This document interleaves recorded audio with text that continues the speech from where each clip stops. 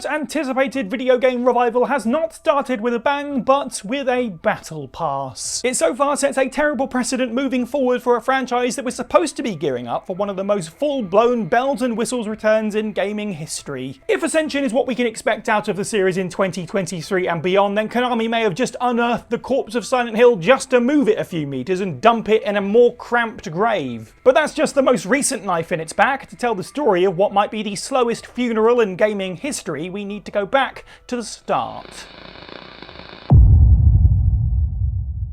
It really says a lot about the future of Silent Hill when you consider that the original team felt abandoned by Konami in the first place. Assigned to work on a product that would appeal to US markets, they weren't entirely sure how to proceed. Horror in video games was still a new prospect, with 1992's Alone in the Dark setting a precedent that 1996's Resident Evil built from in a B-movie kind of way. As Team Silent toiled away, Konami basically just left them to it, allowing the developers the creative freedom to try something new. What they created was a game that was more mysterious than outright morbid, more unsettling than satisfying to play, using a fear of the unknown as a centre point of it all. The foggy town of Silent Hill was hard to navigate, the story was just out of reach of understanding, but things were undeniably wrong. It wasn't just jump scares and grotesque monsters, it had an underlying sense of human dread, especially as you saw characters fall victim to the town's twisted machinations. It revelled in making its players uncomfortable even after they turned the PlayStation off. The game was a huge success, prompting Team Silent to produce a string of sequels. Silent Hill 2 is often looked at as the magnum opus of the series, not just called one of the best horror games, but one of the best games ever made, period, and justification for video games as art. It features some of the most recognisable characters in the franchise, sharing some of the most human moments, exploring fragility, guilt, and the choice between punishment or reconciliation. It was more surreal and cerebral than ever, and contained one of the most effective plot twists in gaming. Team Silent produced two more sequels, 2003's Silent Hill 3, which was a direct sequel to the first game, and 2004's Silent Hill 4 The Room, intended to push the series in a different direction by having it largely take place in a single location. Despite members of the team coming and going over this time, interviews from the mid-2000s show that Team Silent were gearing up for another game in the series,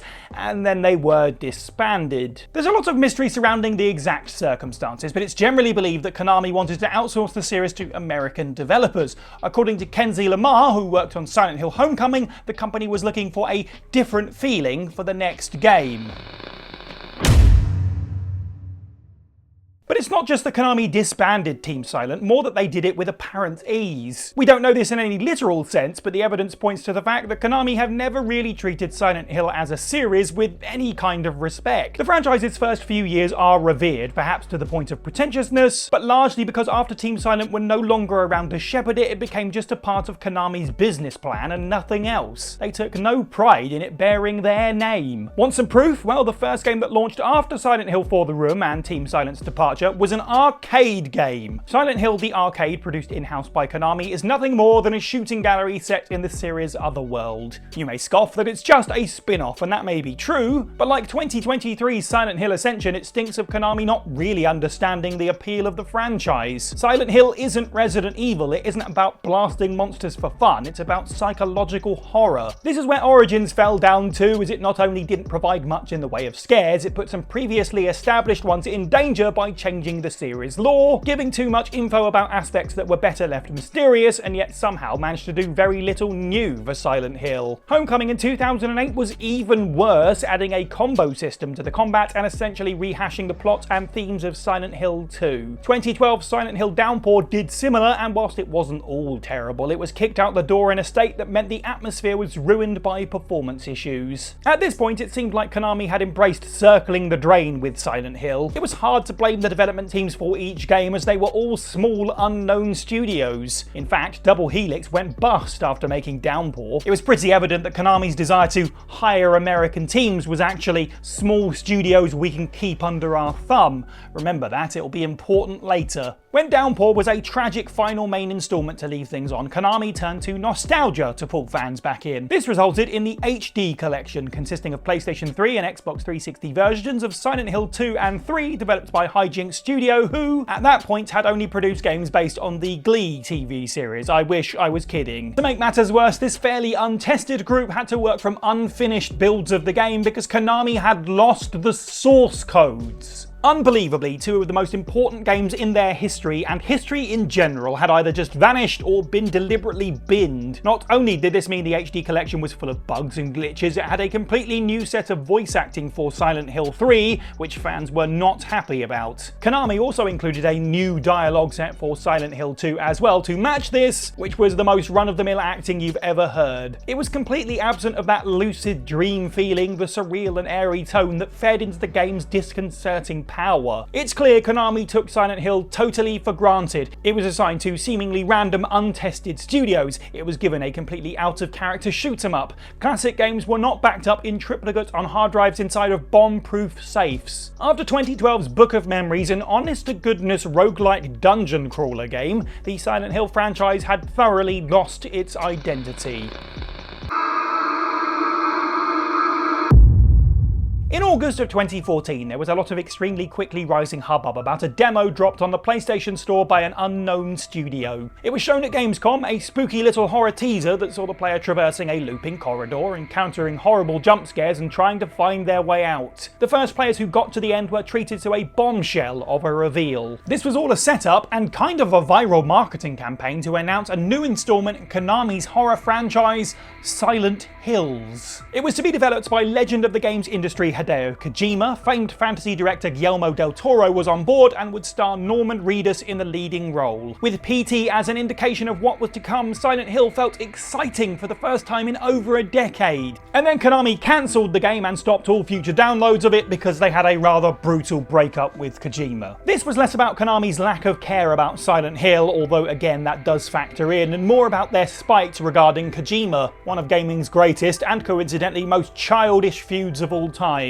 Their removal of PT from the PlayStation Store was very in keeping with them blocking him from attending the Game Awards and doing their best to avoid crediting him wherever possible. As money hungry and business driven as they seem to be, Konami will put all of that aside to be spiteful. Not only did they have Kojima on their payroll, but he was working in tandem with beloved director Del Toro and actor Norman Reedus, who at the time was one of the most recognisable faces on TV thanks to The Walking Dead. It wasn't just an individual chance to allow these artists to work on your struggling brand, but a coalescence of them that had sent fans into a fever pitch. In fact, not just fans. PT broke into the mainstream more than Silent Hill ever had before. The game had been a viral sensation and was still the talk of the internet when it was pulled from the store. People were still hopeful that Konami wouldn't do nothing with the most notable hit they'd had in years, if not ever. And yet, Konami put their spite and their feud with Kojima first and then blindly turned away from the hype. Incredibly, PT had a huge influence in horror games for the years to come, inspiring the likes of Visage and Bloober Team's Layers of Fear and Blair Witch. And Konami basically chose to get nothing out of it themselves when it was right in front of them. The cancellation of Silent Hill in many ways was the last straw for some fans. They saw it as the definitive proof that Konami didn't care about the series enough to make it work, even when it was the hottest thing in gaming. So why would they ever do anything with it now that it was dead? The company's stance that there were more, quote, new Silent Hill projects coming was met with the assumption that these would simply be more Pachinko machines, as that's the direction Konami was firmly nestling themselves in. But as the 2010s rolled by, the interest in remakes and franchise revival came on strong. Many classics of the PlayStation 1 era, where Silent Hill had originally birthed from, were coming back. Final Fantasy VII Remake, Crash and Spyro's trilogies, and of course most importantly, Resident Evil 2. This game was a huge success for remakes and for horror, and so the talk of Silent Hill receiving similar treatment began. For years speculation spread. Every major gaming stream that came along, Silent Hill would enter the conversation. Rumours pointed to a Silent Hill remake being in development, which got fans jumping on any possible hint they could. They were hungry for games, whilst Konami were producing skateboard decks. For 8 years, longer than the time between the release of the original game and the disbanding of Team Silent, the brand remained quiet outside of weird merchandise and the inclusion of Heather Mason and Pyramid Head in Dead by Daylight, which was admittedly brilliant, but again never capitalised on by Konami properly, of course. Then, just when it felt like Silent Hill had been forever lost in the fog, the rumour floodgate opened again, and in 2022, Konami announced the Silent Hill transmission. With all that tumultuous history, emotions were mixed across the board going into Konami's Silent Hill-centric presser. The fanbase had been burned before by getting excited for what turned out to be off-center Silent Hill 2 t-shirts, and as such, some were keeping their expectations low. However, the social media rumble of several new games in development were making others hot under the collar. On October 19th, 2022, Silent Hill 2 Remake was confirmed. Then, so was an episodic game called Silent Hill Townsfall. Next came the title you're all painfully familiar with now in Silent Hill Ascension. Amongst these was new merchandise and a deep dive on Christoph Gans's return to the series as a director of another motion picture, Return to Silent Hill. Finally, we had the incredibly intriguing Japan-set prequel Silent Hill F. The transmission just kept on going and going. It felt like a fever dream. After years of silence, pun unintended, Konami had just announced 4 games and a movie at once. The elation of seeing both classic games revisited and brand new experiences was enough for fans to proclaim that Konami was finally taking things seriously. But were they investing into the franchise's good health or just investing into the brand? Was this about giving Silent Hill a shot in the arm and finding new avenues for it to explore so that it could evolve? Or was this about throwing a wide net and seeing if enough was caught to sustain the company's greed? Because whilst it was easy to get caught up in the excitement, there were red flags all over the place. The most obvious of which was that Konami hadn't learned what some would hope to be a lesson from the franchise's last era. One of the very few immediate negative reactions to the transmission was the confirmation that Bloober Team would be developing Silent Hill 2. There were plenty of people who felt the studio were yet to craft a title of standout quality, and of course they had to advertise for combat designers for the project, as their previous games had lacked in this department and they were a reasonably small studio. In terms of notoriety though, they were by far the biggest of the lot when it came to the new Silent Hill lineup. Townsfall is being developed by Annapurna's No Code studio, who have 2 games to their name, Untold Stories and Observation, both of which have average audience scores. They're at least a success in this way, but still remain untested. Silent Hill F is being worked on by Neobards, who mostly have worked with Capcom on remasters and ports. Their most substantial work comes in the form of Resident Evil Resistance and RE-verse, 2 free multiplayer games that, while solid at their base, were overall poorly received. It seems a big jump to go from creating deathmatch action games into crafting the next mainline Silent Hill. It must be an honour and utterly terrifying to step into those shoes every morning. That isn't to say that these small studios can't hack it. Sometimes they surprise us and they need big steps like this in order to improve. Overall, it doesn't speak much about these companies' successes so much as Konami's battle strategy. This is exactly what Konami did in the late 2000s. They picked small studios to handle projects outside of their usual scope, potentially opening themselves up to performance woes as well as immense pressure. By picking enthusiastic young devs, Konami has an easier time having a bigger say, taking a large portion of the pie after sticking their fingers in it to request changes. The final team we need to address here is Genvid, who specialise in what they call MILE, Massive Interactive Live Events. The original concept of this was Rival Peak, a streaming series where viewers could vote on things that would affect AI contestants in a strange reality TV show thing. Overall, the concept and end result was praised. So what happened?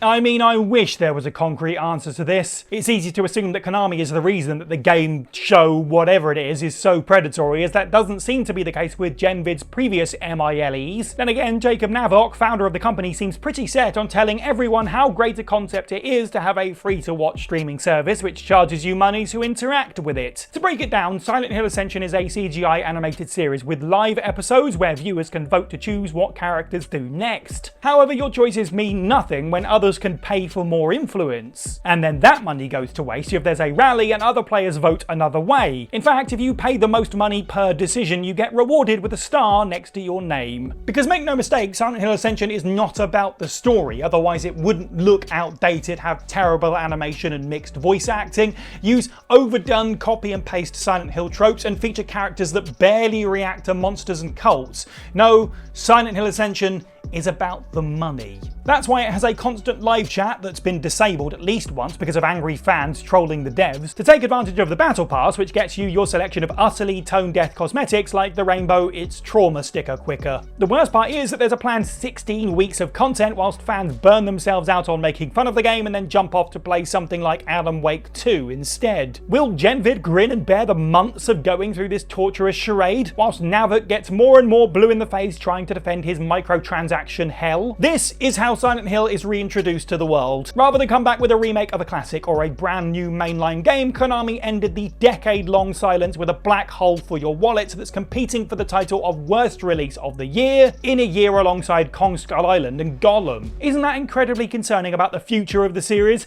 Is this meant to be a statement of intent? If not, why start like this? Doesn't Konami know how this looks? Or do they simply not care?